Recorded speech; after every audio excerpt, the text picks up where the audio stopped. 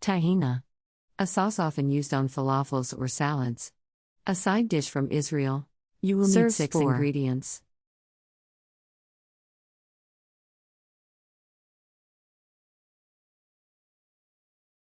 Step 1. In a deep bowl, beat the tahina with the crushed garlic and lemon juice until creamy.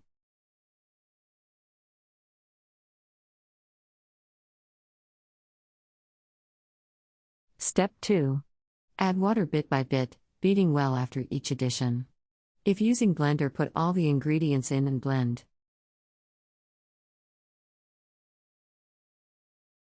Step 3.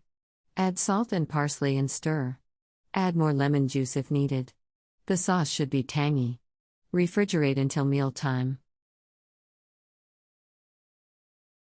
Step 4. Spoon over individual servings of baked or fried fish, or over falafel and pita, Arabic bread.